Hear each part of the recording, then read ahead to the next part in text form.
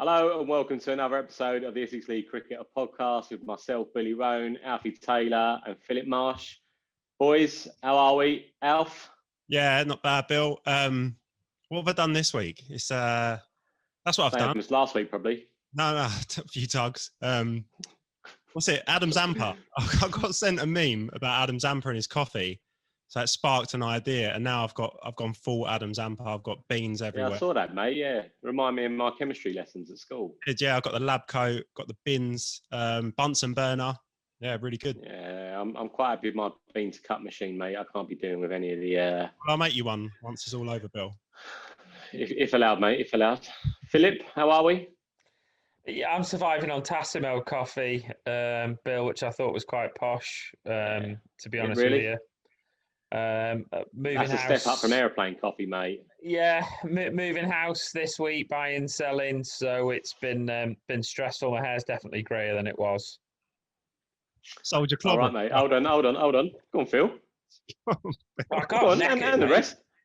And the rest. Neck it. I value this laptop, mate. I don't want to spew up all over it. Hell, mate. Out of practice. I am. I'm limiting myself to one beer after work just to simmer down because it's busy times at the moment. Strong one that as well, wasn't it? Boys, another video edition went down quite well, didn't it? The old YouTube. We didn't get banned. Didn't get taken off. I had concerns about one C word, right? And obviously we haven't got a content editor because we do all this for fun. So we can't pay a professional, and I haven't got a clue what I'm doing. So I spent about 3 hours in the morning trying to find me saying the C word, and I found it. And all you can hear is other people laughing over the top. So basically, I wasted 3 hours of my life trying to get a swear word out. So let's just try and get through this for the video's sake without any C words. It makes everybody's life easier, and it might stop YouTube from banning us, Bill, which is ideal, really. Nah, fuck that. I had some lovely DMs, mate, boys, from people. They enjoyed the podcast. Nick Brownie was a big hit as well. Such a nice guy, such a nice fella. I mean, you two, the way you I pictured Nick Brown on your descriptions was he was going to be a right toe rag, but he was actually a really grounded, nice guy. He didn't say anything controversial, just an excellent podcaster, I would say, for the future. Need to get him on in the future. Regular spot. Yeah, I think we're all struggling with our jobs here because a lot of people calling for Brownie to be a regular. I'd love to have a Brownie phone-in edition once a week. Yeah. See how he's gone on the circuit. Yeah, we can always get him in though, right? You can be a regular visitor. It's always good to have another point of view other than ours, isn't it? We could do a Brownie wine recommendation for the podcast. What was he on? Get him in. Had a cheeky. He was on the red. But he stuck in the old cheeky glass of water as well. I was about to say, I guarantee you, Bill, that's the longest it's ever taken Nick to drink one glass of red wine. You made it last. You had the magic cup under the table, don't you think? The goon sack under the table. Right, boys, before we start, a little bit of a story from the other side of the planet. One of our old overseas players, he was playing a 2-day game at the Wacker. So the Wacker's being reused to, they're hosting a few grade games there anyway, like one a week. So it's a good opportunity for them to play play at the Wacker, and I don't know, I suppose he's pretty good playing there. Anyway, the old Wacker, yeah. Anyway, the opposition got 270 odd or something like that, bowled out, about 10 overs left in the day. His team, our overseas player, their team they were 14 for 4. He went in as a night watchman, got rattled the last ball of the game.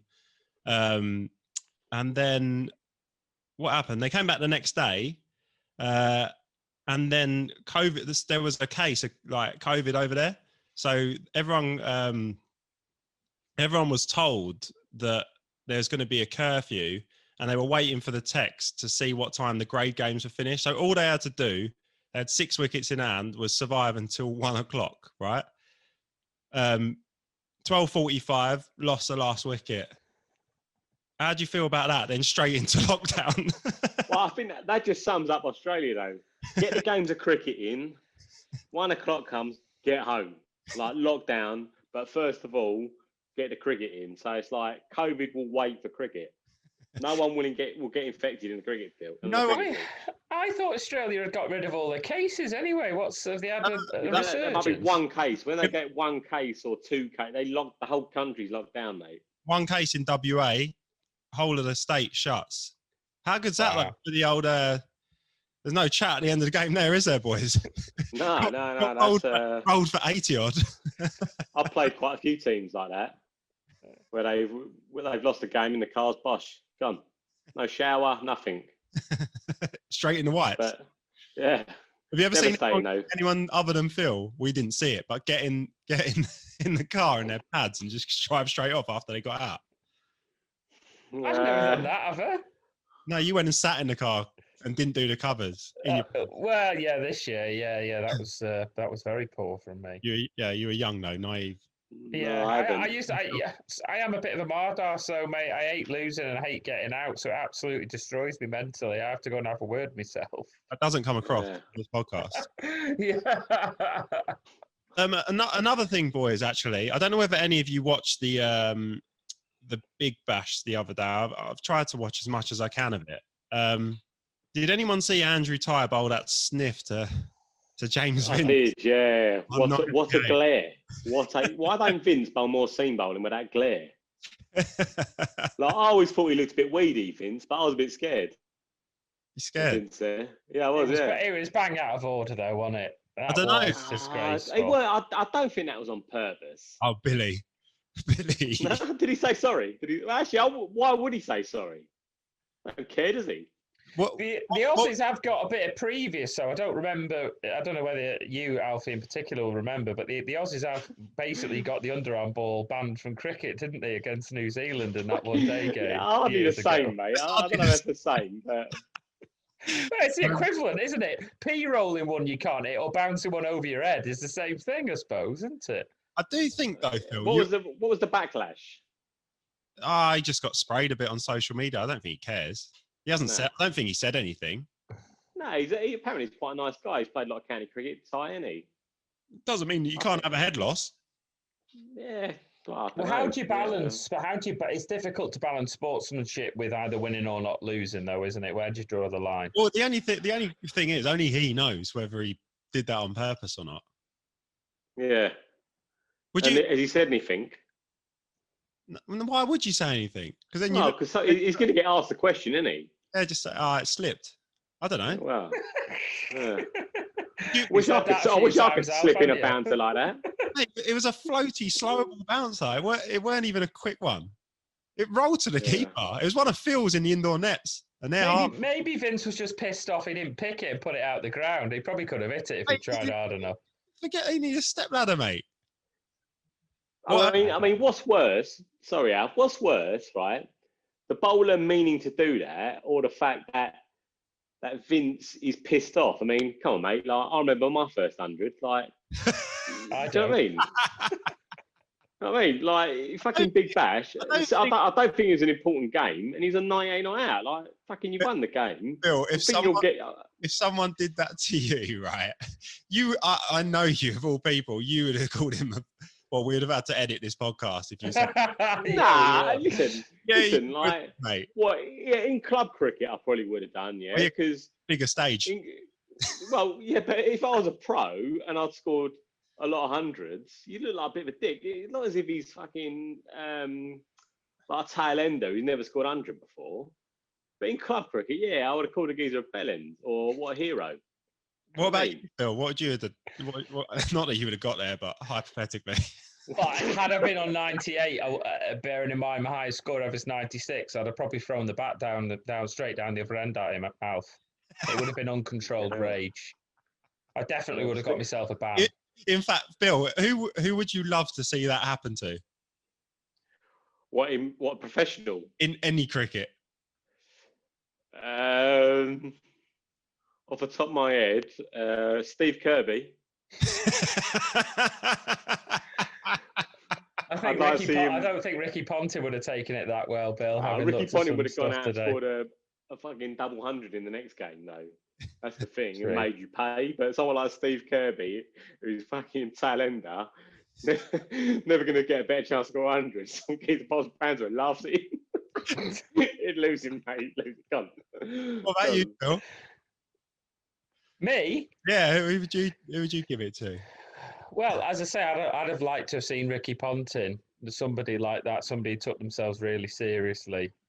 Ponting would have been a good one. And I'm only saying that because obviously we're going to be talking about the Ashes later on, Bill, aren't we? And I've watched some of the highlights back when Gary Pratt ran him out and seen how fucking angry he was. So, yeah, I'd like to put it to We'll come Ponting. on to that.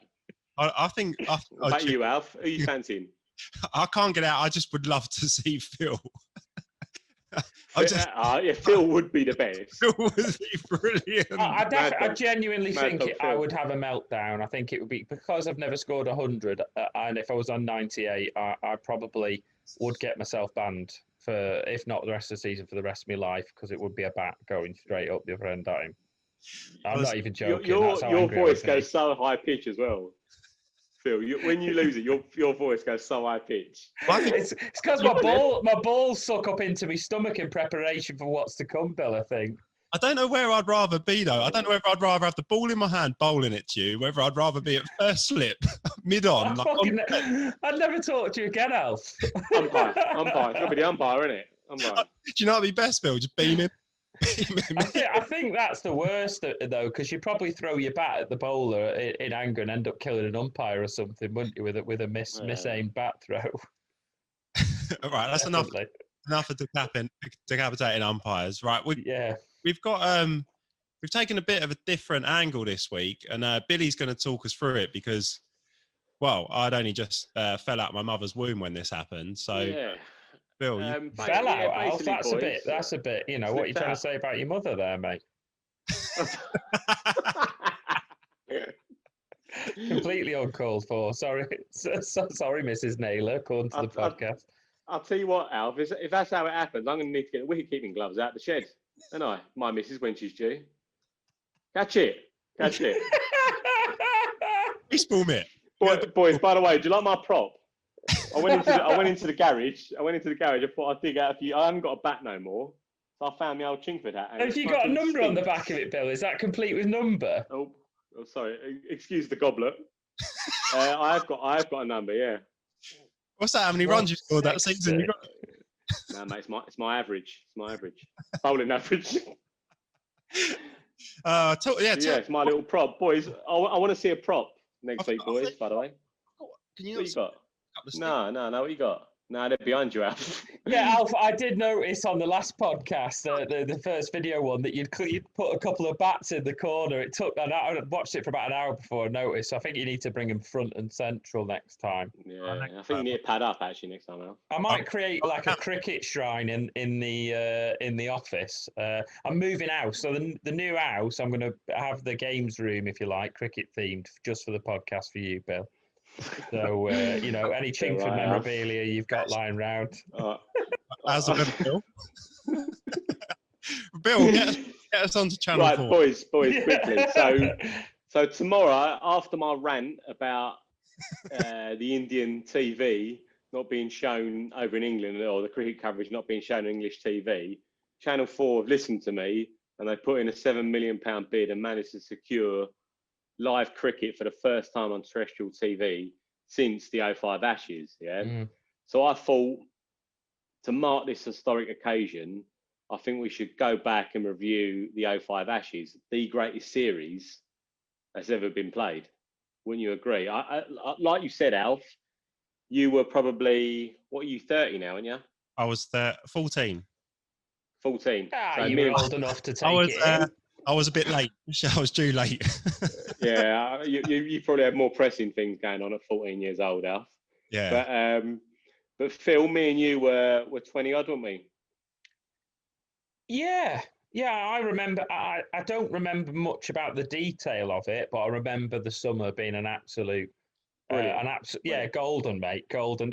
And it's all the things that I remember are all related to Andrew Flintoff. I mean, him coming out at 10 Downing Street, I think it was, absolutely smashed. We'll come on to that, but just quickly, I'm going to reel off, right? What a dream team of commentators Channel 4 had, right? I'm going to reel off that. First of all, they had the anchorman, the linchpin, the man whose hair I'm most jealous of, and his skin as well, Mark Nicholas. Yeah, they had the legend Richie Benaud on there. They had Mike Atherton. They had, again, you'd probably call him a pioneer, the analyst Simon Hughes. Yeah, in that little truck. They had Jeffrey Boycott, Tony Gregg, and I think they had Mark Slater. Yeah, that's from the Australian point of view. What a dream team of commentators! Could you add anyone else into that list? That's a brilliant dinner party, isn't it? What like? Can you imagine that meal in the evening hotel? All them commentators having their evening meal after the game. Brilliant. Lovely glass of rouge. I think there's probably a Sky commentator, a West Indian one with Michael Holding. Bill, you would have liked to have seen in that lot. Nah, not having him. He can do one.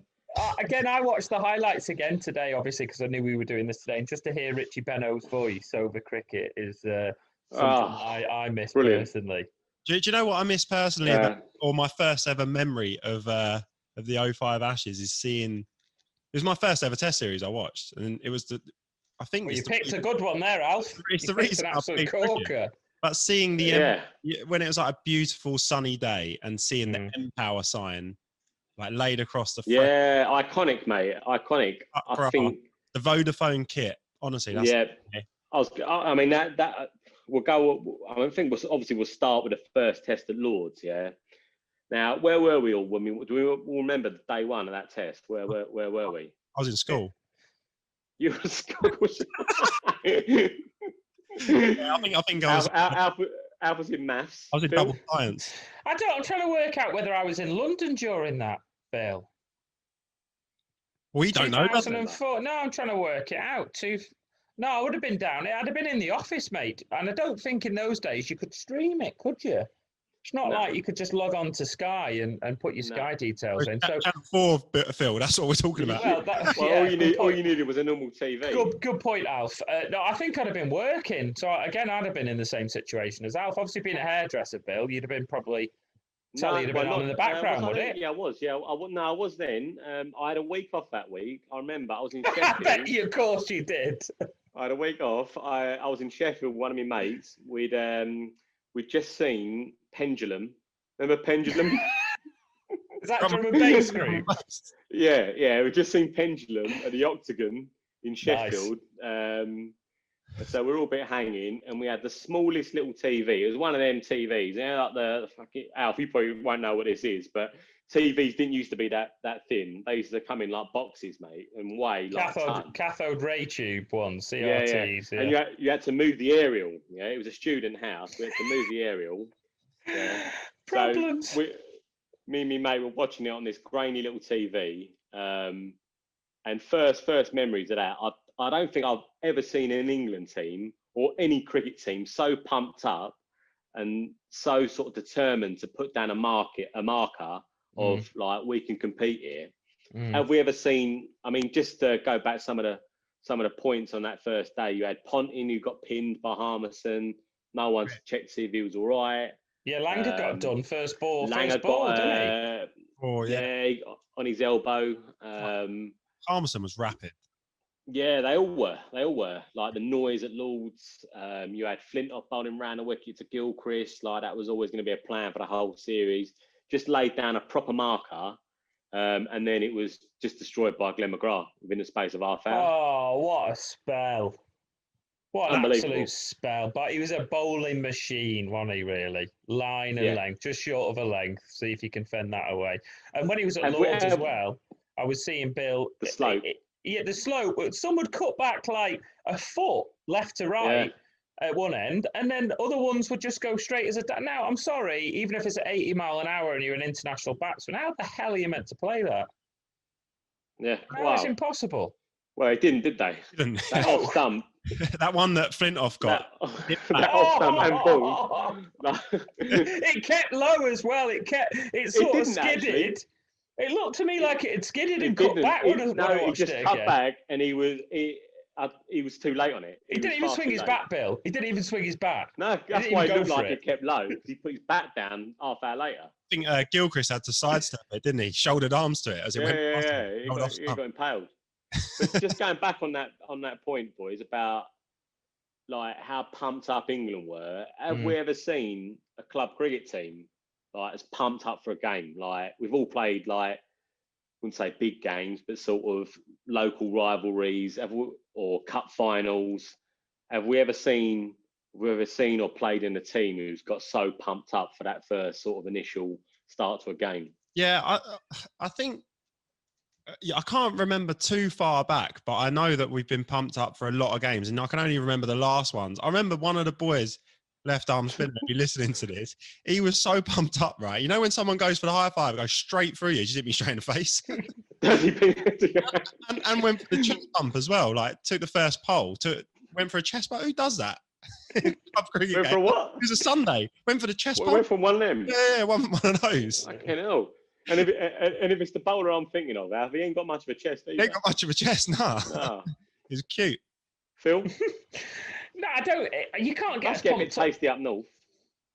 Oh, the North Staff South Cheshire League does because we're Cheshire and they were North Staff, so it's Cheshire versus Staffordshire. They don't like one another, so it's quite pumped up every week. But I don't think you can get much more pumped up than playing Australia, can you? Especially when you've not won for 20 years or whatever it was. It was Ian Botham was in the side last time they won. And again, it was setting that marker, right? This is what we're going to do, and this is how we're going to sort of change the way we play to beat Australia. I mean, they were the best team in the world, Bill, at that time as well, weren't they? Well, they were one of the best teams in history. Yeah. But I mean, just going back, I'm just trying to think.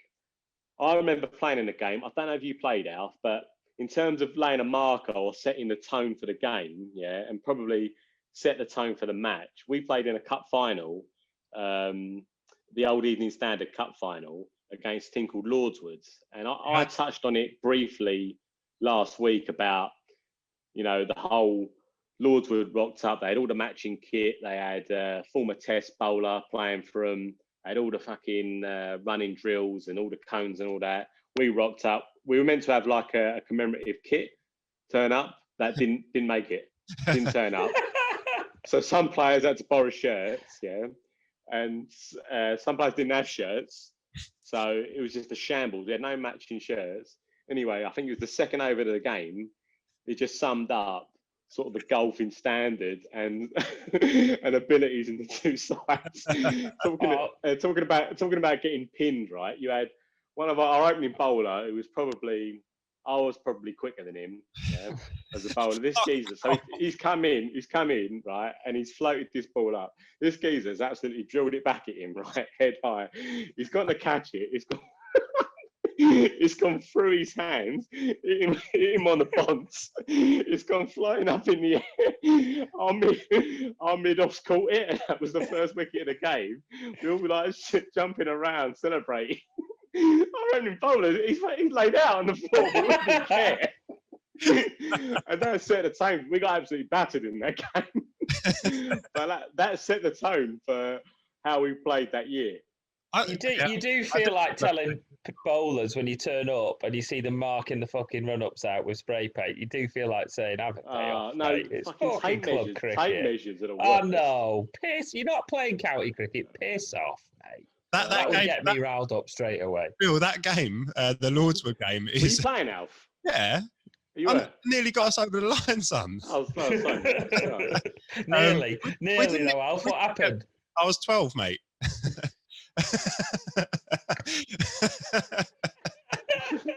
Yeah, we left. Did you have to have a separate changing room, Alf? Did you? Were you in the toilets with the umpires?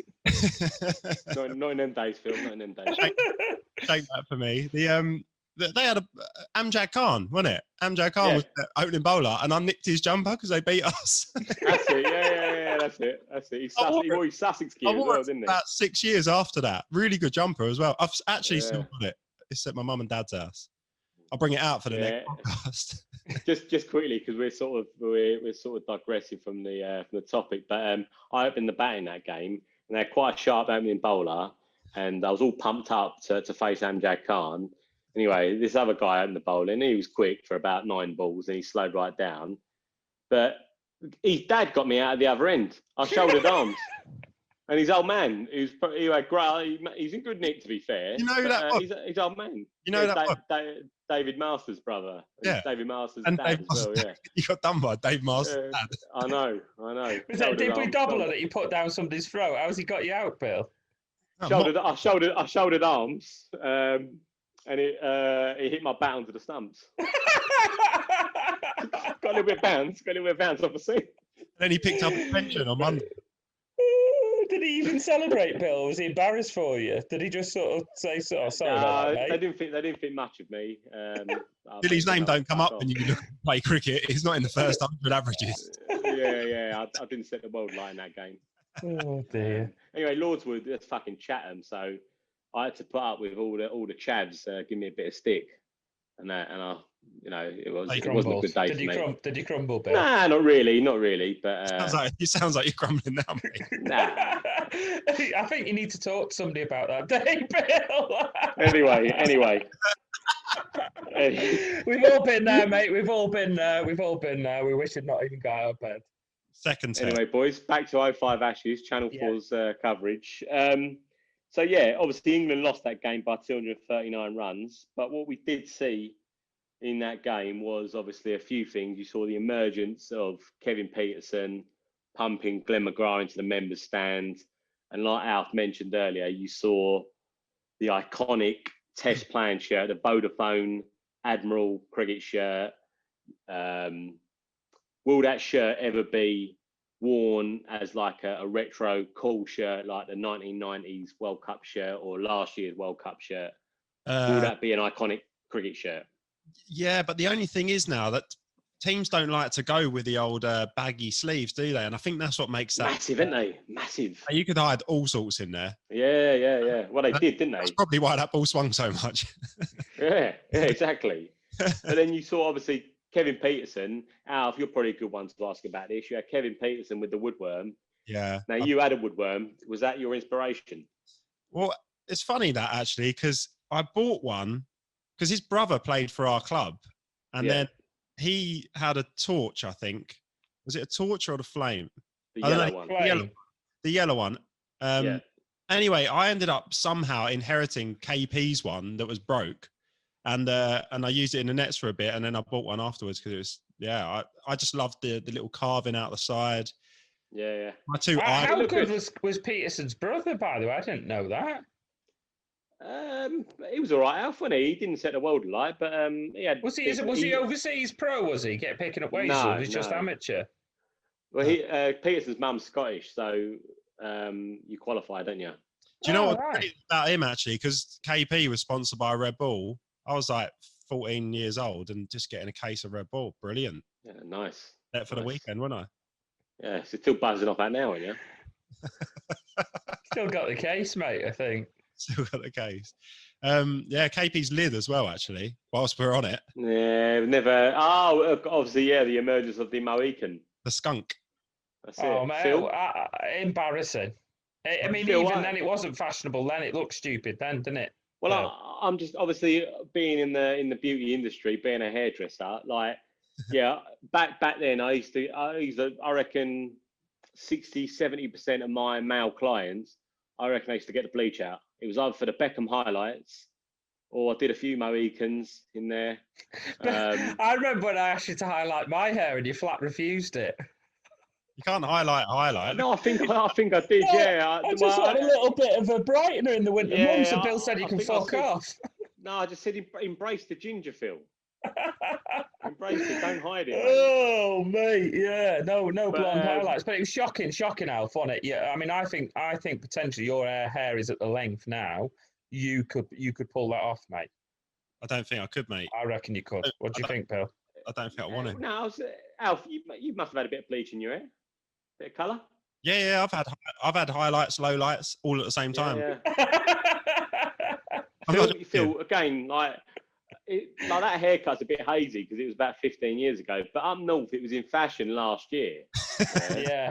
To be fair, I've only just grown it out, Bill. To be honest, I joke about it, but yeah, it was a shock. I'm pretty sure I remember Jimmy Anderson having one very similar. He had blue, did he? Yeah, he had the red one, didn't he? I read, yeah. I think, but I mean, moving on, we're obviously touching on all the proper talking points of this series. England lost that game. We all thought, well, I certainly thought deja vu here. It's going to be, a landslide to Australia. But then we go into Edgbaston, and probably one of the greatest Test matches that's ever been played. Again, England win by 2 runs. Was that the greatest Test match ever played? Heading Leeds. Leeds in 2019 is up there. Oh, yeah. But for me, I'd say, that for me, that's the best Test match I've ever seen. And considering it was the second Test match I'd ever watched, I still remember because I came home from school, like quickly chucked it on, and I still remember that ball getting hit out to deep point and thinking, well, that's it. I think I lost. Jones. I walked out. Can you imagine a misfield? Who was it? He just slapped Kasparovich, or no, it wasn't. Brett Lee. Yeah, I think it must have been Brett Lee, because then that put Kasparovich on strike, wasn't it? Yeah, full toss out, and I thought that was it. Game over. And was it Simon Jones who fielded that? No, Simon dropped it. Third man. I don't know whether was it Simon Jones? Yeah. So I watched it again today, and I mean, I guess Bill will come on to Simon Jones, but I certainly hope he's not remembered for that, because he was some player, and shame we lost him early doors. But yeah, he said I saw it today. He said literally he thought he dropped the Ashes. He thought he would be dropped from England. That was the event. So you can imagine what's going through your head when the ball's in the air. I mean, we've all done it at club cricket, haven't we? When it's at top edge and you're down at third man, you've not really been paying attention, and all of a sudden you've heard your name and you look up. And he said he lost it in the crowd, but it was a bad drop that for a professional cricketer. I mean, before that last day, there were so many sort of talking points. You had the Flintoff over. Was that the greatest over you've ever seen? I watch it like at least once whenever it's on, I watch it. Once every sort of 6 months, I just remember I've got to go back to that. Yeah, I mean, it was a cracking over. Like Ponting getting hit in the chest there, or like jumping around. Brilliant. It's just nice to see Ponting under that, genuinely, without Ponting not knowing where to look or what to do. He didn't know what to do, did he? And he is one of the most cocksure blokes you'll meet. So it's nice to see him that dishevelled. That's just the pure carry. Like, Jones must have been miles away, and he took that catch off that. Ponting's nicked it off the shoulder of the bat, and Jones has taken it there, and Flintoff was bowling rapid. So he must have been 30 yards back. Yeah, you know what it's like? You ever face a bowling machine at 99 mile an hour, and you try and get forward, and you just can't, and you just end up jumping back, throwing the bat forward, and you just look like a twat. That's an interesting point, Bill, you've mentioned there. Geraint Jones, for me, kind of went under the radar. I wouldn't have remembered who was the keeper during that Ashes unless you told me. I know he had a good knock in one of the games, but he seemed to take some good catches. Do you think he was a bit underrated and he kept really well in that series? Nah, I think Jones, from what I can remember of him, he was always a batsman keeper. Again, that was the era where everyone tried to find a Gilchrist, and Jones was a good batsman. He was a good player at pace bowling. Not the worst keeper in the world, but took some tidy catches off the hip and stuff, didn't he? One-handers. No, he took that one in the off Strauss's hip, but that was a ricochet. But yeah, no, he was all right. I think at Lords he didn't keep that well at Lords, which is easily done because of the swinging ball. But so he's taken a bit of stick. That's why, if you remember, when he took the catch off Kasparovich, that was never out. Yeah. All the England players went up to him, because there was a couple of players who were under pressure. I know Giles was under pressure. He was like, Australia were calling him a wheelie bin, King of Spain and all that. His head went as well, didn't it? He lost his head a little bit, Ashley Giles. If you've seen the follow-up documentaries, he said he was losing his head a little bit during that series. He was getting quite a lot of stick, because obviously he got smashed by Australians didn't rate him. So Shane Warne took him apart, didn't he? In one game, smashed him all over the place. You know what? Shane Warne calls him Ashley hit me miles, doesn't he? But boys, would we take a prime Ashley Giles tomorrow morning against India over Bess or Leach? Fuck yes. You would, yeah. I think I would agree, yeah. Giles could bat as well. Yeah, I think he was an underrated player. Yeah, he got a match-winning 50 in the third test, but third or fourth test. It won't matter. He might have saved the match. Sorry, in the third test. Well, yeah, again, Phil, I think you've had a few too many Coronas, but we'll move on to that. He did win the game at Trent Bridge, and he did get 50 with Peterson in the last test. But yeah, I think he was quite an underrated player for England. Like you said, a number 8 batsman, probably averaged in the 20s. In England, did a good job. He'd bowl over the wicket, really negative.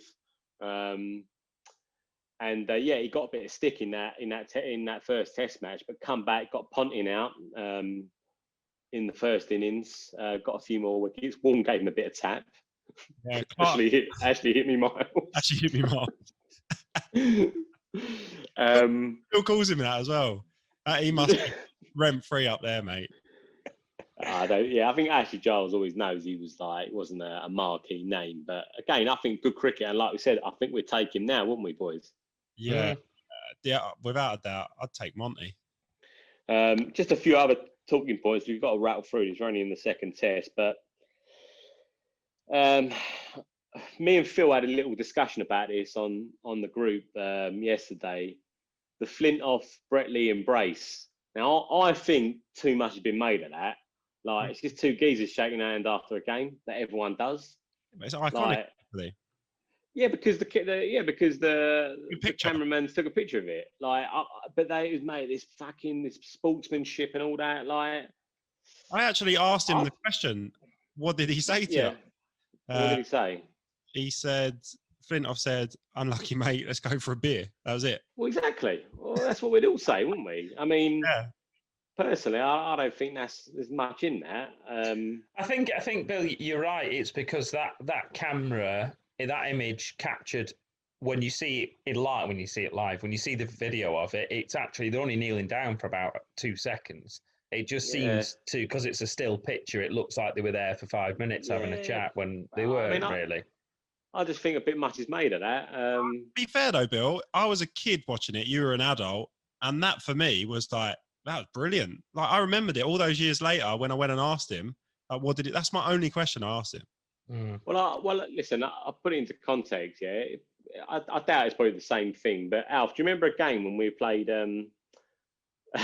Wanstead in again? I can't remember what year it was. The year we were challenging for the league or whatever, and it all kicked off. When they had at the end. 2 lads who were taking backhanders. What are the names?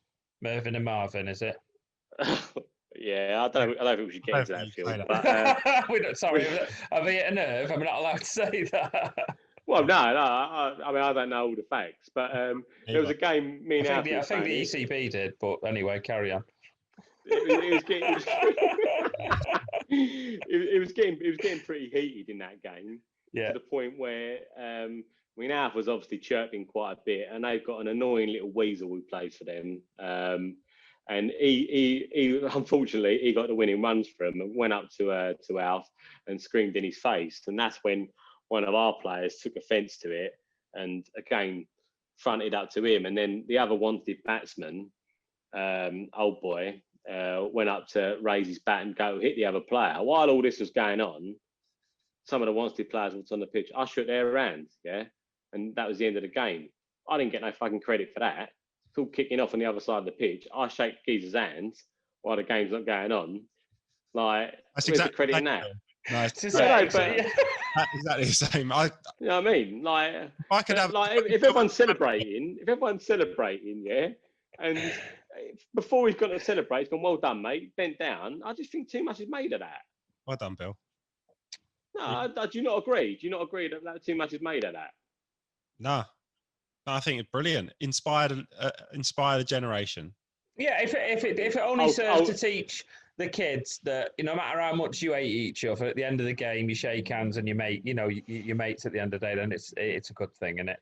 I think you just turned into a miserable old git, Bill. That's what it is. No one shook Ricky Ponting's hand when he got out in the next Test match we're going to talk about, Old Trafford. No, but that was during the game, wasn't it? During the game, yeah. The game's over here, mate. When someone gets 100, you shake their hand, don't you? Well batted, mate, even when they're going off the pitch. Zak Crawleys, when he got double 100, you shook his hand, didn't they? All the Pakistani shook his hand. It depends. As he went off. It depends. Anyway. We'll move on. Old Trafford, match drawn. Now, again, looking back on this, I think this is quite a poignant sort of moment. end of the game, obviously Australia had to bat out the day. Ricky Ponting, one of the best hundreds you've ever seen. Simon Jones, again, brilliant reverse swing bowling. You had crowds queuing up to get into the grounds. Thousands of people. Phil, that's your manner. Don't know what it was like around there. 10,000 people. They said, Hoggard said, I remember him saying that, at 9:30 they came over the tannoys to say the ground was full. And they've never, ever warmed up in front of a full crowd at 9:30 in the morning when they're doing the shuttles and whatnot. And I think that's when it started to sink in how much it meant, not just to cricket fans, but it was becoming bigger than cricket and even sport. You had people who showed wives, girlfriends who never batted an eyelid over cricket, all of a sudden were interested, and it was in the papers on the more. I think that's when they started to realise something was happening, a bit of a groundswell in terms of interest in the game as well. It was something to behold, really. Just quickly, Alf, who was the sexiest player in the England team that year? Sexiest player in the England team. Oh. Fuck. You're struggling a bit here, aren't you? Simon Jones' jawline, honestly, and that Welsh chiseled. Fucking hell, Chiseled. Simon. Carved out of stone. He was. He'd lost 8 kilos because he wasn't sleeping. The lad was that worried during the series. You want to fucking definitely watch that? You definitely watch that documentary. I have, yeah. I watched it today, mate. I was engrossed in it, but I'd never seen it, Bill. I'd never seen it, and it's great to see. Obviously, to see what's gone on behind what we see on the telly, to see what the sportsmen are going through, because you forget sometimes how much it's bad enough playing Saturday cricket, how much they must have been not sleeping, worrying. It's just interesting, very interesting. Bill, we'll send you a case of the KP's Red Bull, and you can try the same diet. Might be. We've all been there, though, haven't we? I mean, obviously not cricket, but we've all gone back and not been able to sleep because we've been playing the same ball over and over about 15 times. So imagine that times by 100. Well, who is a good-looking rooster? I don't know whether he was in the squad or he might be too old, but Brendan Julian, fucking hell, he would do all right on the circuit. Nah, mate, that was fucking years ago, mate. That was 90s. I don't know. Mid-90s. I don't really remember. DJ. On my TV. He was on the TV. He was Surrey's overseas player. He would clean up in the 90s. On the commentator circuit. Really? Look at him. He's like 6'8", hand. I mean, while we're on that subject, I mean, that series did bring about the best nickname, I think, for a cricket player. Shane Warne calling Ian Bell the Shermanator. I think that's fucking inspired. Inspired name. He actually looks like Phil. Exactly. Oh, mate, don't say that. I tell you what, he didn't Shermanate any fucking cricket balls that series, did he? He hardly got any runs. He actually got 250s in that game. Yeah. But again, going back to the Australians celebrating a draw, like, what's the worst thing either of us lot or either of you boys have celebrated in a cricket game? The worst thing? Yeah, I mean, because celebrating a draw for an Australian's pretty bad. Do you know what? I actually kind of regret it now, but the worst thing that I've celebrated, and this has happened in the last 3 years, actually, the bloke who was, who I told the story about at the start of the game, the whacker, he was actually trying to save the match for us.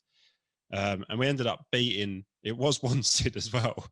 And we were like mid-table, but it meant that they didn't win the league. No, mate, I think that's warranted, mate. I don't know. I just feel a bit guilty. Although, yeah.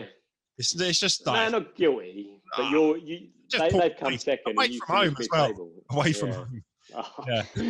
I think that is. Well, I don't think that's bad. I think that's pretty rogue, isn't it? And I don't even think we had a beer in the clubhouse after, just straight out.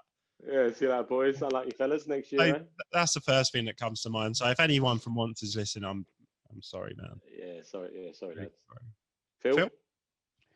I'm just thinking about times when I've been rolling around on the floor when somebody's dropped an absolute dolly and how unacceptable it is, really. That's probably the worst I've seen. I remember a couple of seasons ago, one of our lads used to have a really bad habit of, if he wanted to go down at long on and long off, and when somebody hit one, he had a really bad habit of running in and then having to go backwards. So he'd always misjudge the flight of the ball.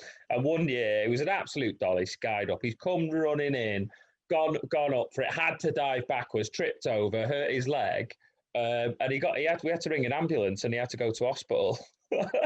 And obviously, for about 10 minutes, mate, I was rolling around on the floor in tears until the ambulance turned up and I realised it was quite serious. But yeah, I feel bad. I feel bad for that. But that is fucking funny, isn't it? When your teammate drops an absolute dolly, it's very hard not to laugh, isn't it? Yeah, definitely. I mean, I get trying told to think for this. I mean, I've celebrated rain many times. I've celebrated my mate, actually, former first team captain. I think we celebrated because he was on he got 4 golden ducks on the trot, and we celebrated his 5th one. He was walking off the tee. I mean, that's demoralising, isn't it? It was a Sunday game, so there's nothing in it. I mean, that was demoralising. Like, you've got mopped up for the 5th time in a row without laying your bat on it. You know what I mean? It's hard to come back. We celebrated that. I remember when you bastards fucking give it a ooh, and then I got cleaned up after the. Oh yeah. We did actually. Yeah. That's it. Al. That was that line in the club game. Yeah, that's the most I've ever seen. Needless to say, I wasn't happy. There's an old fella who used to bowl proper grenades, literally. Like, he'd just throw it up in the air, yeah, and then we give it. It was obviously quite a long, because the geezer used to walk up at about minus 10 miles an hour, and then the ball would spin, no joke, 5-6 seconds up in the air before it come down. I think you got stumped, Phil, didn't you? Probably. Either stumped or caught long gone. It's one of the two, Bill, if it's a dibbly dobbler. You didn't hit it. You definitely didn't hit it. Yeah. Also in that game, lads, you saw, like, I think it was the first time Michael Vaughan had a bit of a lean spell. Struggling though, Bill. The one he carrying an injury, a knee injury. Yeah, well, you've watched it. I'll take your word for it, Phil. You've watched the documentary. Yeah, he's carrying a knee injury. But he got 100 that game, and that was, like, obviously, again, Alf, you won't remember this, but when Vaughan played in Australia in the previous Ashes, he was unbelievable. Like, he was pulling them balls that McGrath was cleaning people up with at Lords. Vaughan was pulling them, like, past mid-on. Like, I don't ever remember him being remarkable, though, Bill. I remember KP and I remember Flintoff, but I don't remember much of Vaughan or Strauss for that matter. I don't think Strauss had a great series, did he, really? He did, yeah. He got 200s. He got 100 in this game, the second innings, and then he got 100 at the Oval. But I think it was just one of them series where everyone contributed, yeah? And then in that game... Yeah, like, I just remember watching Vaughan then, and that was like the return of how, because he had a 2-year period where he's #1 batsman in the world. Like I said, he absolutely dominated Australia. He got 300s in Australia. Had an amazing series there. Michael Vaughan was the #1 batsman in the world at some point. Yeah. That blows my mind. Yeah. Yeah, obviously trust me, Phil, because you're not going to know. Yeah, but, I mean, I can't believe that. So it's around this time then, Bill, you're saying going into that series? It was about 2003. So it was when they toured Australia, the 18 months previous. Around that time, he was the #1 rated batsman in the world. I never he had a solid 2 years. But I mean, obviously, you probably won't know this, Phil, because you obviously don't rate him. But I mean, how good was he? Alf, like, were you just marvelling at Peterson and Flintoff, or did you look at the technical genius that was Vaughan? No, I was just Shane. I didn't really care about Vaughan, to be honest. I loved Trescothick and I loved Shane Warne. I wanted to be Shane Warne. He took 42 poles that series. Would you get a hoop earring? I'd get a hoop earring. He bowled an absolute demon delivery to Strauss, didn't he? Bowled Strauss go to leave when he bowled him inside his legs. And he did have flares as well. Lionel flares, and he had those proper. He had those red steel toe cap hooves. 400 poles on it, something like that. That's it. Yeah. And the sun. So I love the floppy. Yeah, refused to wear the old baggy green, didn't he? He wasn't a fan of the baggy green. He was too busy pouncing about with his hair, though, Bill, wasn't he? He was too flash for a baggy green. It got in the way of his haircut, mate. Yeah, he has got shit hair as well, Warren. But anyway, moving on. There's the sticky lollipop. Sorry, Alf? You're a lollipop that's been dropped on the carpet, mate. Hey, listen, Branny, he gave me a few tips. How's it looking this week, boys? It's not bit bad. more solid. Not bad. Not bad. I got the filter on here. I think scientists I got apparently the have Zoom discovered, Bill, a cure for baldness. I read today, not on some random shit internet, not on Facebook, but I'm pretty sure it was on BBC News or something like that. So you might be in luck, mate. You might have to get shares in mate, there, Bill. I'll look into that when I go bald, Phil. Thanks, mate. But moving on, boys. Trent Bridge, England win by 3 wickets. Now, 50 minutes in, we're only at Trent Bridge. We're fourth test, mate. Let's rattle on with this. Rattle on. Listen, I'm going to go through the talking points in this. Right, Ponting gets Vaughan out. Yeah. Now, could Ricky Ponting do a Darren Stevens job in county cricket? Absolutely. That was a good nut. Absolutely. That was a good nut. If you've been playing international cricket for 10 years, which he had been at the time, you can bowl. You can properly bowl. He would mess anyone up on a Saturday. Yeah. I think he's tidy. Even Vaughan with those moody Udall off spinners, he would take 5 every week. I reckon Cookie would get 5 a week in most amateur cricket. Steady old. You only have to bowl straight at amateur cricket, don't you? You'll get 5 as long as you can bowl 20 overs. I don't know your standard, maybe. Yeah. Yeah, probably right, mate. It was also a game where Flintoff, he got a ton. Yeah. Where are we ranking Flintoff Stokes here? Stokes all the way. There's no comparison. For me. Well, I was thinking about this today, and I'd rather have Flintoff just for the charisma, because Stokes is a better player, but he's a bit boring. He's a bit boring compared to Flintoff. Boring? A bit, yeah. Flintoff as a character. What charisma did Flintoff have? Well, he was just I mean, he's a legend, isn't he? He's a legend for getting smashed up on the celebrations. He was always pumped when he took a wicket like that. You're on about that over when he took with the emotion in his face. You wouldn't see that off Stokes here, I don't think. Yeah, again, but I think I'd take Stokes what he's done over the course of his short career compared to Flintoff. Flintoff had one good series. No, do you know what the difference is between those two? I think they're exactly the same player, except for one had better management and better guidance than the other, and that's it. Like the management now that they have in the England setup, they can't get away with doing the things that Flintoff was able to. He was given enough rope for him to do whatever he wanted. He was overweight. He was too heavy to bowl the way that he did. He was just like he was that maverick player, which Stokes is. He's just a refined version. And Flintoff's stats would have been better if he had the right. I don't know, just the right people around him, I imagine. I suppose he was the same player in the sense of he was your talisman, and if you needed a wicket or you needed somebody to step up, a Stokes and a Flintoff would do it, but Stokes is more consistent. He's a much better batsman, though. Stokes is more consistent. Phenomenal. Flintoff can't play the innings that Stokes can play. I totally agree. Like I think Stokes is more of a match winner than Flintoff.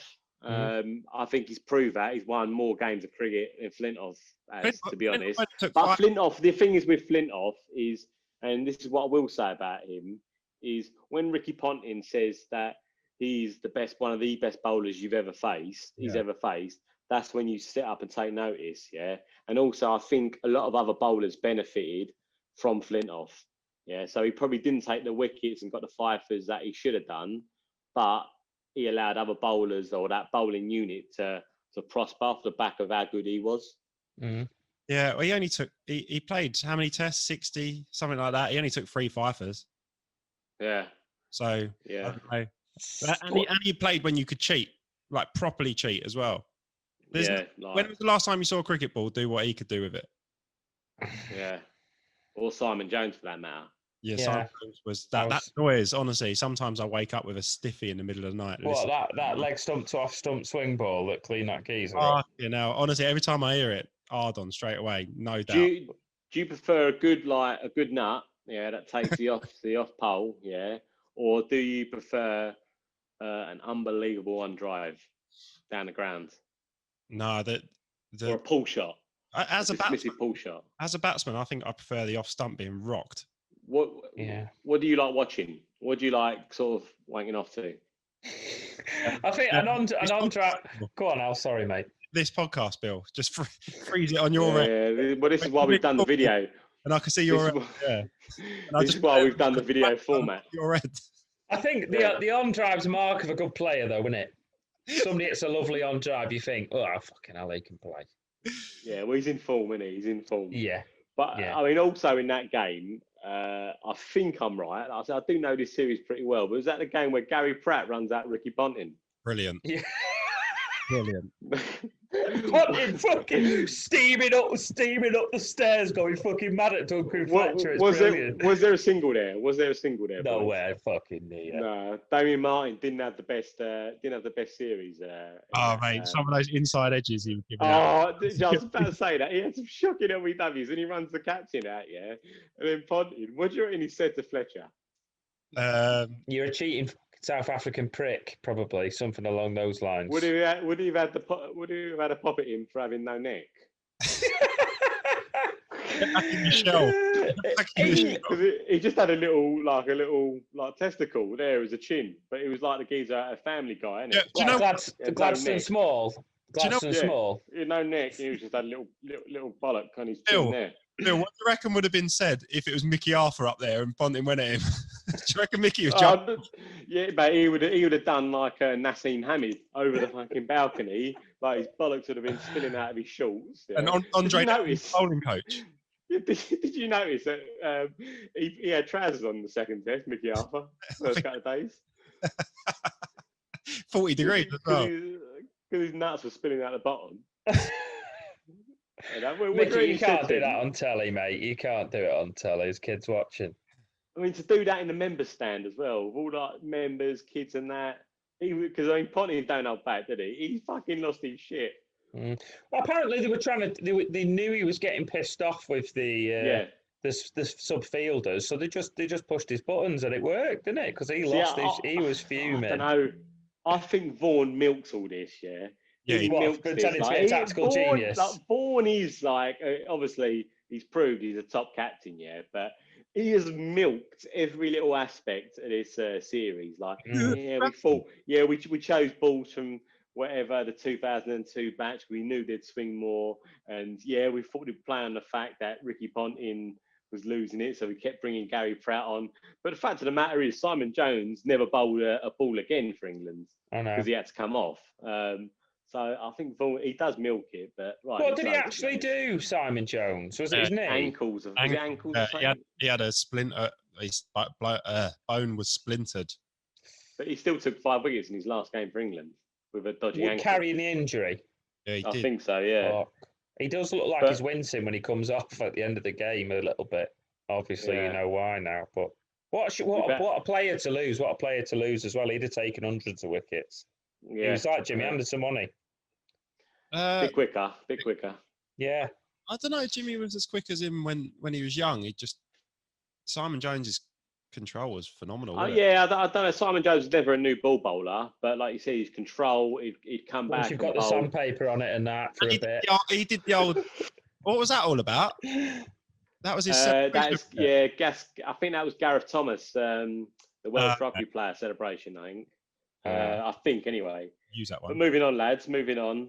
We come down. England 2-1 up. Obviously, before we say that, Giles hits the winning runs. Batterloft running.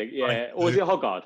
No, Giles hits the winning runs. Hoggard smashed one through the covers, mate, off Brett Lee, a full bonger. Were we nervous? What on? Of course we were. At the Oval? No, sorry. Trent Bridge, just because it was quite a tense finish. I think I better touch on that. Yeah, because Warren came on and messed us up, didn't he? Did you see the bit, right? I was about to say, isn't that when Warren said to Strauss, I'm going to get you out this ball, Straussy, and then Straussy flipped one to the square leg slip? Never heard it was that game. Yeah, I've heard something like that, but again, Warren loves it, doesn't he? He loves the sound of his own voice. No, I think Straussy said it. Straussy came out and said he told me at full volume front the old pitch he was going to get me out that ball. He said, sorry, Straussy, you're out this ball, and then got him out. Can you imagine walking back to the dressing room? Yeah, he's got Alfred, isn't you? He's in your pocket for life then. Once you've done that to somebody once, that's it. You've got him, haven't you? You've got him for life. He was a legend. He was unbelievable in that series. But going on to the Oval,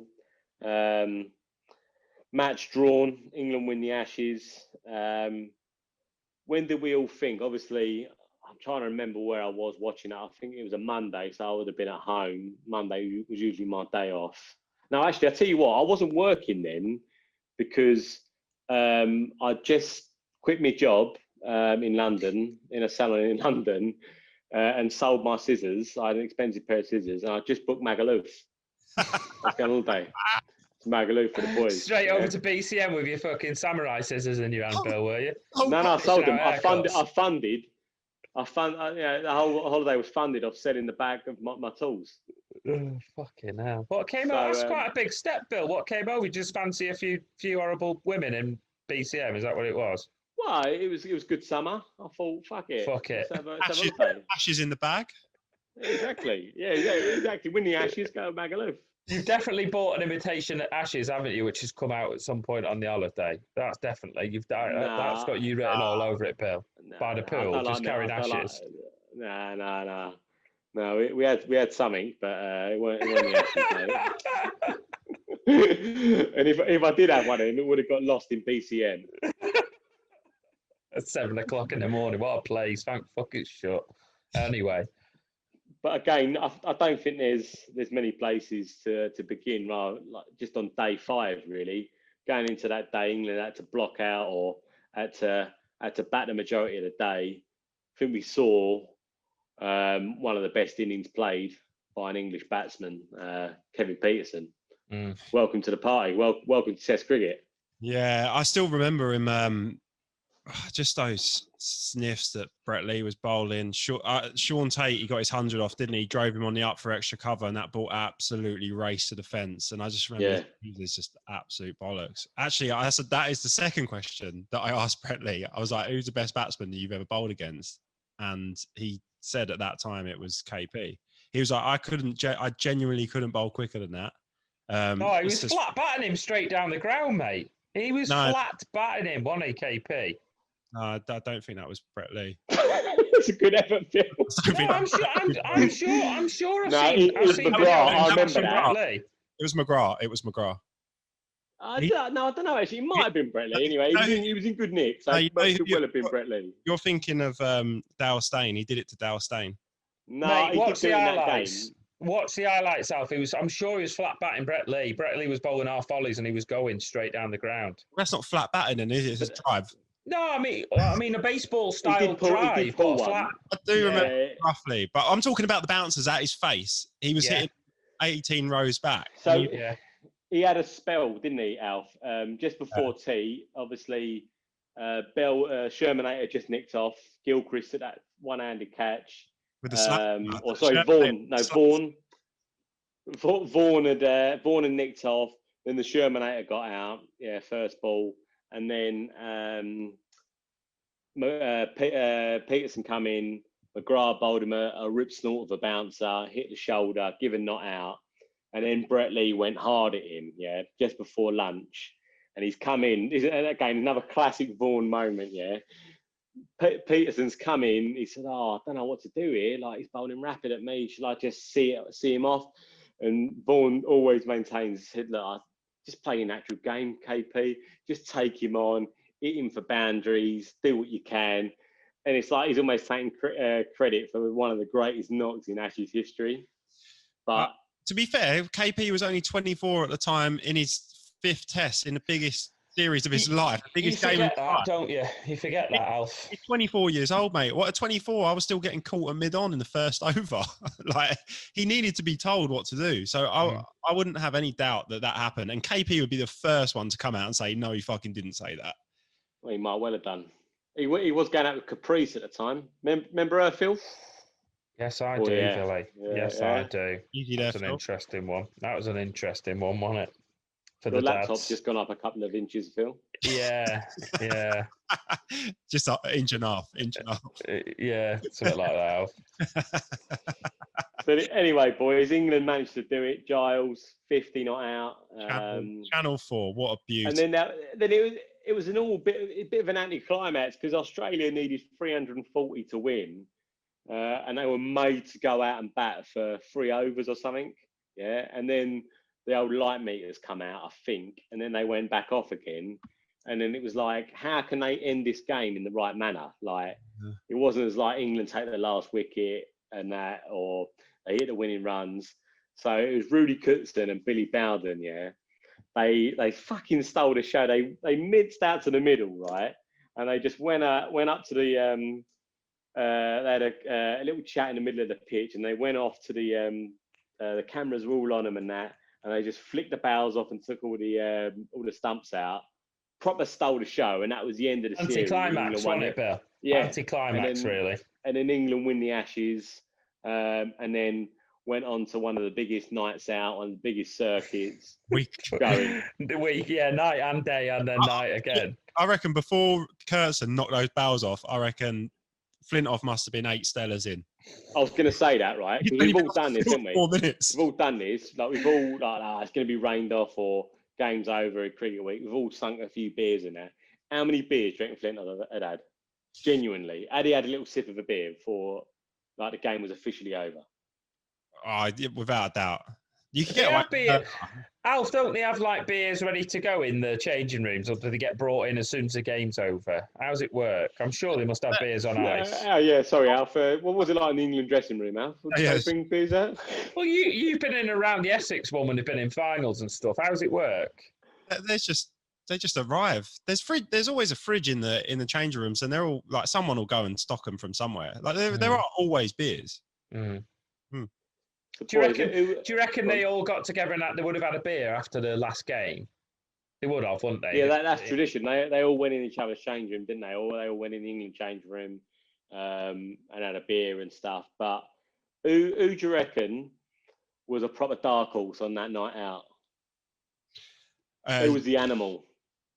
Shermanator. He'd have been hugging, like he'd have been humping ankles, I reckon. He's a bit of a shagger back in the day, so I've heard a few stories about him in Port Banús, but I won't darken his door with confirming or denying. But he was a bit of a shagger, Alf. I reckon he's gone through a few ladies. Yeah, what about Fletcher? What's Fletcher's tipple? What's he on? Is he on the hard stuff? Cheeky Vimto. Is he on the Class A's, Fletcher? I don't think so, but. Hey, but I've got a question, Bill, for you. Actually, I just remembered there was an Asian England player in the dressing room in the second or third test. Who would it have been? Shafayat. Would it have been Bilal Shafayat? Yeah, that was. I know he was the 12th man in the 09 Ashes, but I think he might have been a bit young to been in around that dressing room. It would have been Usman Afzal, would it? No, because a 12th man then would have been a young up and coming player.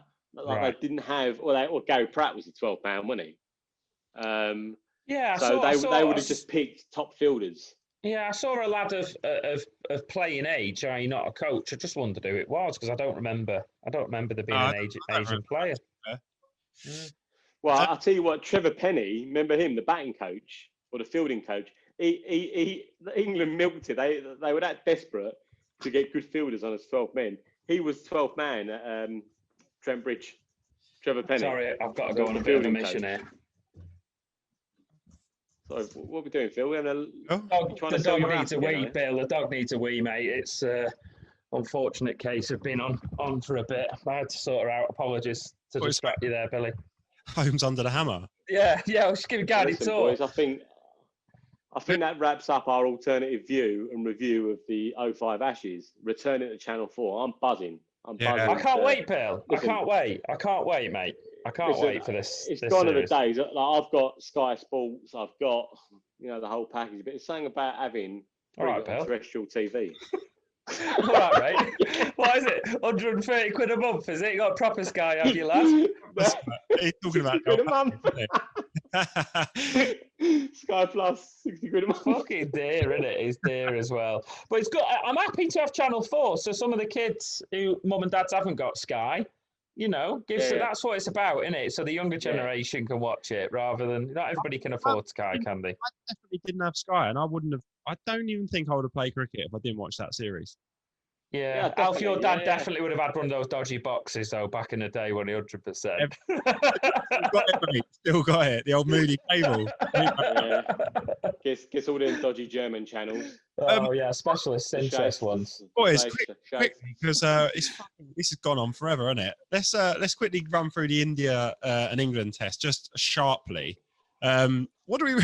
Crawley's obviously hit the deck, hasn't he? He's we've all done it. We've worn spikes in the shed.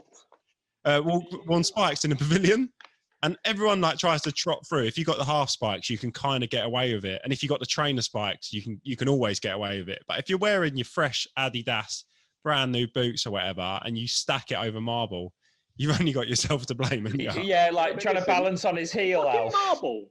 What is it? I've never been. What ground has got a fucking marble corridor? We're in India now, mate. They got gold caps. I was going to say they got a Maharaja palatial colonial. Yeah, they're in the Taj Mahal, Bill. That's what they go back to Taj Mahal to change.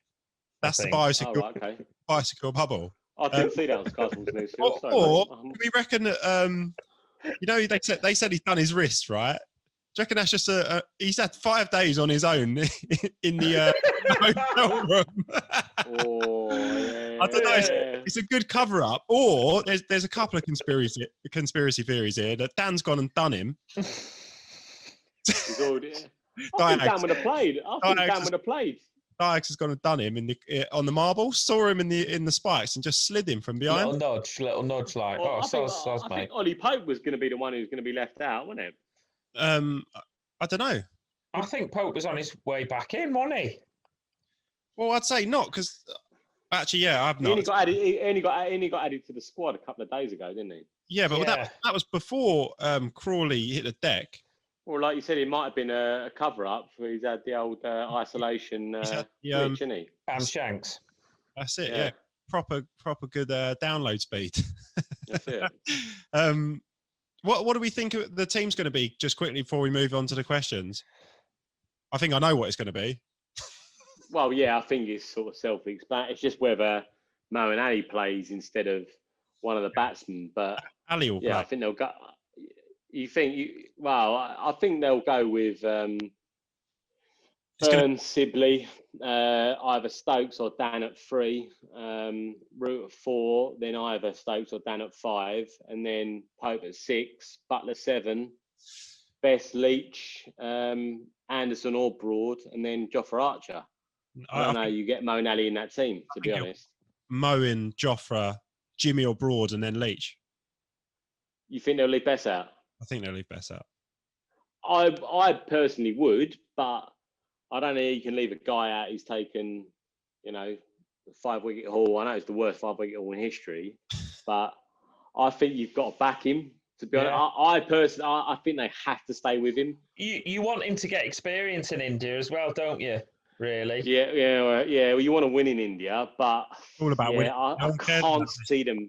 Mo and Ali's not played any cricket. And I don't think he's that good a player to bring in on no cricket. Like someone like Ben Stokes, you bring in regardless of how much cricket he's played because he's a class act. But Mo and Ali hasn't played for England for a few years, been stuck in a hotel room. Yeah, Alfie, you said that about winning at all costs, and I do agree with you to a certain extent. That's the modern way, isn't it? But the first test in India, this is going to be the most watched test in a fucking long time. It's on Channel 4, remember? There's going to be people watching this. But you've got to try and develop him, haven't you? If he's going to be your frontline spinner and you're backing him, you've got to play him. Well, he's not a frontline spinner, is he? Because Leach is going to be. Yeah, I can't see it out. The only way they can get Mo and Ali in the side is if they don't play Pope or Dan. I think we're up against it though in India. I think India are too good. I think we'll struggle. Stuck your neck out there, Phil, wouldn't you? Yeah, I think we're going to struggle. Okay, no. Yeah, listen. I think it's there's enough match winners. Yeah, you just got to try and see. You get some of the best form. He's a fucking lot. If Root scores 500-600 runs this series, you've got a decent chance. Yeah, I mean, there's a lot of that batting lineup now. Butler at 7, then bowling lineup. I mean, look how good Anderson and Broad were in Sri Lanka. They were unbelievable. Then you've got Jofra Archer coming into that side. Remember, you've got Bess and Leach who are confident. Yeah, obviously India are favourites, but I'm always going to be positive when it comes to England. I think they've got a chance to do something. Whether they'll win the series, I'm not sure, but I think they've got the ability to win a Test match out there, definitely. Yeah, there's a lot of people going into that Test that wouldn't have lost in India. They hadn't played in India. They've all played there. Not all of them, but a lot of them have got IPL experience if they've not got Test experience. They've been out there and been around cricket. Sibley and Burns both got it. Hey? You know. Oh yeah, Sibley. Yeah, Sibley's played for Mumbai Indians last year, isn't he? I think Burns got drafted. I mean, boys, what represents a good, like obviously winning would, but what would be a success in India? The fourth Test meaning something. Yeah, taking it long. Yeah. Stokes, mate, you've got Stokes in your side. Like, yeah. Flat deck, when it reverses, he can win you games. Like we've seen that in South Africa. Yeah. Like, I'm buzzing. I'm absolutely buzzing. I'll be up at 3:30 tomorrow. And if Kohli fouls, then that's when you'll see cracks. I think if Kohli fouls, but the likelihood of him failing in India, it's. Butler, Stokes know the decks as well, don't they? I think that's important. They know. I mean, some of the more established cricketers know the decks because they played there before. But Butler and Stokes will know a lot about the pitches and the grounds and what's doing and stuff like Butler's that. Butler's not playing, is he? Sorry, Butler's not. He's out, isn't he? He'll be Folkes. Folkes, yeah. He'll be there. He'll be in and around it, though, Bill, won't he? He'll be in and around it. No, he's at home. He's at home for Butler. Has he gone home? He's out. He's flying. Yeah, sorry. I thought we've sort of scoped over that, haven't we? Folkes is keeping wicket, so good. That's massive, actually. Like, yeah, he's a good keeper, but you've got to say Butler, the last sort of few years for England, or last sort of 18 months, been batting. He's actually looked like he could do something Test cricket. Whereas Folkes is unproven, really. Keeping his glove work will be absolutely fine. But you wanted that, Bill, didn't you? And you're not on your own. I think a lot of people have said they want Folkes to be given a go. So let's see if he takes his chance. Yeah, he's a very good-looking man as well, Alf, isn't he? No, I haven't seen him, to be honest. And if he, I'll be. Don't you worry. I'll be up if he's batting on Saturday. I'll be up at 4 a.m. I'll have it on. I bet you'll be standing to attention, Alf, won't you? Yeah, with a wrist injury. Yeah, so you'll have a Zak Crawley. I'll be picture the double. All of a sudden, your carpeted floor will turn into marble, mate. Oh, sorry, boys. Can't do podcasts. Hurt my wrist. Right, boys. Let's move on. Questions.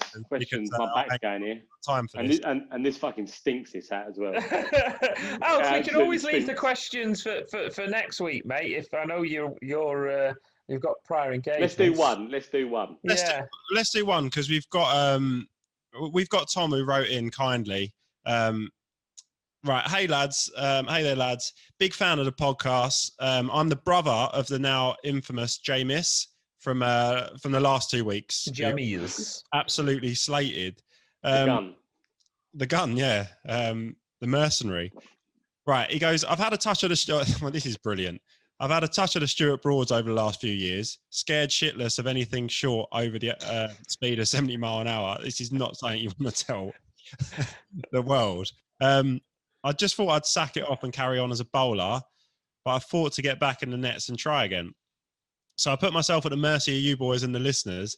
Do I get out the wet tennis balls and the metal sheet like Moen did in Oz? Or do I get used to the bowler's life and enjoy the perks of my lot batting first and putting my feet up until 9 or 10? What do we think, boys? Admitting that you've got a problem with the short ball is the first step. It's brilliant. If only more people did it. What about you, Bill? Have you ever been scared of I can hand on heart say, of course you're scared of the short ball. It's just how you deal with the short ball. Get hit in the neck, it hurts. Like, no one wants I've never been scared of being hurt by a short ball, but I've been scared of getting out to the short ball because like we've said many times, you are tarnished with that stigma of you can't play the short ball. Yeah. I was okay with the short ball. That was probably one of the one shots I could play. I couldn't play fucking anything else, but I was all right. Right at the short ball, aren't they? And I am short as well, so most balls were short to me. But yeah, I mean, I was never scared of getting hurt, but getting out to the short ball is one of the worst ways to get out in cricket. It's just listening to the boys back in the sheds just giggling when you get exactly. Get rattled. I think I've been hit quite a lot, and I think that in the end it does just And just, the only place I'm scared of it is in the nets. In the game, I don't care because if I score runs, or if you hit it and whatever, at least you get something for it. When someone bounces you in the nets and you get hit, it's the worst feeling in the world because I ain't getting paid. It hurts doubly as well, doesn't it? To do it, and it's always some fresh seed of some geezer bowling like we talked about last week of 17 yards, and he's chucking it. Yeah, Sports Direct ball. Yeah, absolute backbreaker to the face. And it hits you in the throat. That is the worst thing ever. And you got to go to work the next morning. And you can't bowl a bouncer outside either. No, yeah, that's the classic, isn't it? Hit yourself. I'm the other end of the spectrum because I always take them on, and I most times I get out early. The first bouncer I faced. No, I don't mind them, mate. I'll take them on, but I always end up hitting Maker's name straight to mid-on every time. So I only ever face one short ball normally, Bill, and it normally gets me out. I'm a ducker now, to be honest. I just duck it. I am one or the other. If someone is a bit too fast, I would not play it. But I can't do either. One or the other. I either say, right, I'm gonna pull everything, or I'm gonna duck everything. Hey, and saying that, Bill, I don't have anybody who's too fast because I'm not playing first team, so it's a bit easier second team, innit? But first team cricket, if somebody's bowling a seed at 90 mile an hour, I'm getting out of the way of it. I'm not fucking trying to playing first. All right, Alf. 85, 85, yeah, at my head, I'm not getting near it or I'm gloving it. If I go for it, I'm gloving it to the keeper, guaranteed. I'm not hitting it for four. Yeah. It's no fun after a big night. You've had a big Friday and you come in and get sniffed early morning. It's just no good. But what he's saying is, though, what should he do? He's not saying. Well, I think you should sit down and have a chat with the legend that is Jameis, mate. Yeah, I think Jameis. I mean, he'll either kill his confidence, or give him a little confidence booster. Do you reckon Jameis is he's the old Matthew Hayden halfway down the wicket, just pulling off the front. Mate. Yeah. Ramp it. I bet he ramps it. I bet he ramps it for six, mate. Do you reckon he has the bottom strap undone? 100%. 100%. 100%. And if he was a keeper, he'd have the old pads under the trousers, wouldn't he? Yeah, and the Oakleys on. You've got to get on the bowling machine, though, haven't you? When you get back in the club, that's serious advice. If you're struggling to place it, just have a full 3 buckets of them at your head. Well, listen, some genuine advice for him, which we don't get a lot of on these questions. Just have a method, If you get just don't play nothing against short ball. Just duck everything. See it's banged in, duck. Then you're not going to look stupid. Then you get hit in the temple, Bill, because it's not got up. Well, just practice your ducking and don't take the short ball on. Fuck it, go for it, mate. Go for it, and if you smash it, you're like a fucking hero. Yeah, I'd say it, to be honest. If you just look to hit every single ball, the chances are you're not going to get hit. Well, and also, just quickly, if he does now 1 for 6, done. Stigma's lost. Gone, and he'll confidence, Bill, isn't it? Confidence, go for it, mate. Fucking ramp it for 6 over the keeper. They'll never bowl short again. Go and tap the deck down halfway down and say, pitch it up, son. Yeah. Don't bowl there. Don't bowl there. A champ. Give him a champ. Don't bowl there. Don't bowl there, fella. So, go fetch out your trick. Don't even practice it. Don't even practice it. Just get out there in the middle. I don't know how you can tell yourself not to be scared of it because everyone in your league will probably now know. I have got a mate who'll remain nameless in my team who is the worst short ball player I've ever seen. He gets hit. They just hit him. He doesn't even get his bat up. They just hit him. And how the foot people haven't figured him out yet, I've got no idea. So you can get away with not being able to play the short ball, mate, I think. I always think, though, you only have to duck the first one, then no bowler can be bothered bowling another one. If you play it well by ducking it, that's it. They just pitch the rest up. There's no point. Yeah. Tom, okay. Go on. I was about to say, I think you're wasting your time bowling fucking short balls in league cricket. Anyway, just bowl short of a length outside off stick and nick people off. He's not even saying that they're bowling at him. He's just scared of it. It don't matter who's bowling. Just bowl at the fucking stumps, lads. Stop bowling short balls at fucking lads who aren't pros. Also bowl as well. Yeah. Tom, I hope we've answered your question. What he did actually say as well, though, he did send another message saying, although he's a bit of a tit, Jameis has raised over £600 for prostate cancer through a few runs this month. So a little kudos to him. We take the piss out of him, but he's obviously given a little bit back. So good on him. Well done, mate. Hopefully he can send in another question. We can slate him next week. Get back. Yeah. Maybe we should get him on. Yeah, should get him on for a little stint. Let's build the legend of him first. Build the legend. Yeah. And then we'll get him on. Yeah. Brilliant. Yeah, a little segment. All right, boys. It's this has been a bit of a long one. Channel 4. Can't wait to tune in and discuss this. 3:45 next week. Get your alarms set, Bill. Bit of morning wood. Bit of Ben Folk at 4 a.m. Yeah, I'm getting on a bit, but yeah, I've still got that going for me. That's a Viagra will do it, mate. Just take one the night before. Yeah, exactly. I would be, mate. Yeah.